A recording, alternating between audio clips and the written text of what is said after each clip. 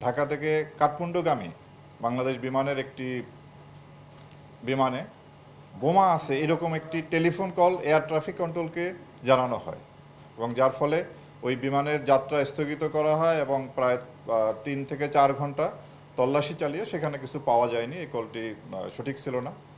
তো এই ঘটনা আমাদের যে জাতীয় এয়ারলাইন্সের এবং ওভারঅল বাংলাদেশের ভাবমূর্তি দেশে এবং আন্তর্জাতিক অঙ্গনে মারাত্মক ক্ষুণ্ণ হয় এবং ইতিপূর্বেও এই ধরনের বেশ কয়েকটি ঘটনা সংঘটিত হয়েছিল। টেলিফোনের মাধ্যমে বোমার খবর দেওয়া হয়, পরবর্তী পাওয়া যায়নি। তো এই ঘটনার পরপরই আমরা এটা অনুসন্ধানে নামি এবং সারা রাত অভিযান পরিচালনা করে এই ঘটনার সাথে সম্পৃক্ত 3 জনকে আমরা গ্রেপ্তার করতে সক্ষম হই এবং এর সঙ্গেও সেনাবাহিনী এবং অন্যান্য গোয়েন্দা সংস্থা আমাদেরকে সহায়তা করেছেন। তবে এই বিষয়টি খুব একটি দুঃখজনক ঘটনা।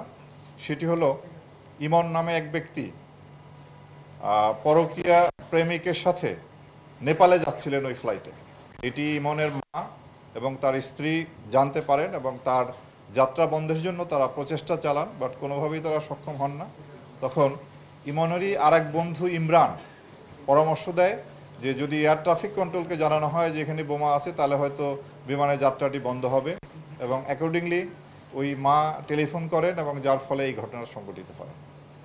তো আমরা চাই আপনাদের মাধ্যমে দেশবাসীকে এই মেসেজ দিতে চাই যে গঠিত কাজ এটি আমাদের দেশের ভাবমূর্তি ক্ষুণ্ণ করে, আমাদের জাতীয় এয়ারলাইন্সের ভাবমূর্তি ক্ষুণ্ণ করে।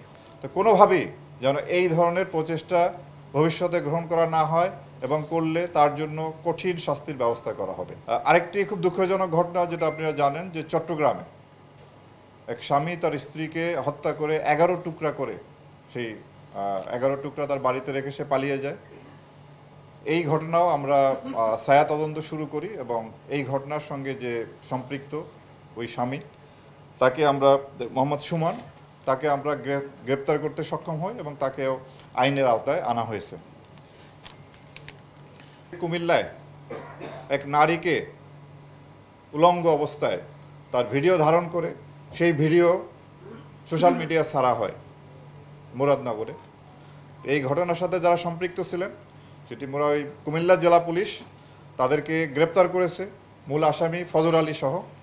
আমরাও এই মব ভায়োলেন্সের যে মাস্টার মাইন্ড শাহপরান ফজর আলীর ছোট ভাই তাকেও আমরা গ্রেপ্তার করি এবং আইনের হাতে সোপর্দ করি। এছাড়াও আপনার ভোলার তজুমউদ্দিন থানায় স্বামীকে বেঁধে মারধর করে তার স্ত্রীকে যে গণধর্ষণের যে একটি অপরাধ সংঘটিত হয়েছে সেই ক্ষেত্রেও আমরা সেই আসামিদেরকে গ্রেপ্তার করতে সক্ষম হই।